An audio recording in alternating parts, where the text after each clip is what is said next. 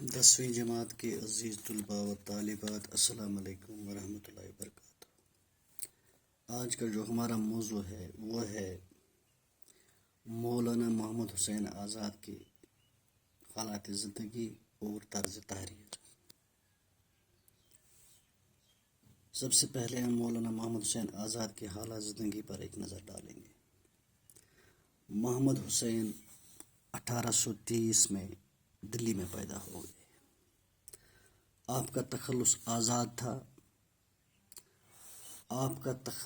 آزاد تھا اور آپ کو شمس العلماء کے خطاب سے نوازا گیا۔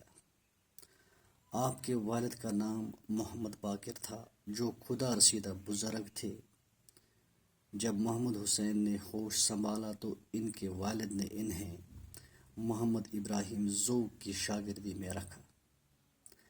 آزاد نے مذہبی اور ادبی ماحول میں آنکھ کھولی اور اس پہ جب انہیں ذوق جیسے باکمال شاعر کی صحبت نصیب ہوئی تو مرتبہ بلند ہو گیا۔ آپ کے والد 1857 عیسوی کے ہنگامے میں مارے گئے اور گھر بار بھی لٹ گیا۔ آزاد کو برے دن دیکھنے پڑے۔ اسی ماحول میں وہ لاہور چلے گئے۔ وہاں محکمہ تعلیم میں 15 روپے ماہوارہ پر ملازمت کی۔ علمی خدمات کے سلسلے میں انہوں نے 1865 میں کابل، بخارا اور ایران کا سفر کیا۔ آزاد کی قابلیت کی وجہ سے ان سے کئی درسی کتابیں لکھوائی گئی۔ آپ سرکاری اخبار اتالیق پنجاب کے ایڈیٹر رہے۔ اس کے علاوہ پنجاب میگزین میں بھی ایڈیٹر کی حیثیت سے کام کیا۔ آپ نے گورنمنٹ کالج لاہور میں عربی اور فارسی کے پروفیسر کی حیثیت سے بھی کام کیا۔ بدقسمتی سے 1899 عیسوی میں پاگل پن کے شکار ہو گئے اور عمر کے 20 سال اسی مرض میں گزارے اور آخرکار 1910 عیسوی میں ذہنی بیماری کی حالت میں ہی وہ انتقال فرما گئے۔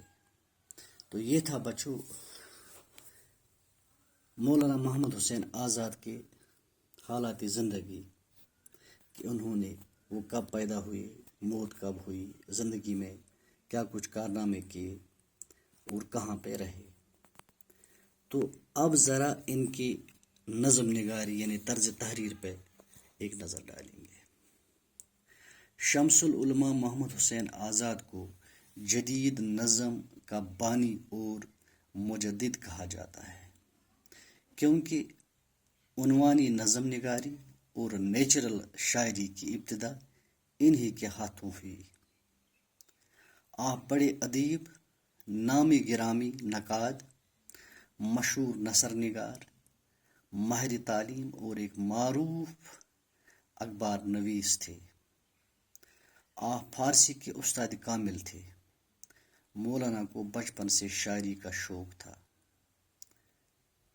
تشبیہات اور استعارات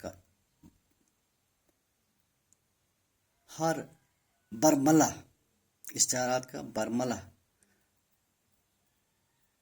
استعمال اور محاورات کا موضوع اور مناسب جگہ پر برتتے تھے، جس سے نثر میں دلچسپی اور کشش پیدا ہو جاتی ہے۔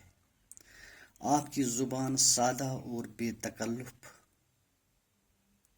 ہے، جو پڑھنے والے کو اس طرح اپنی طرف کھینچتی ہے کہ وہ پوری عبارت پڑھے بغیر نہیں رہ سکتا۔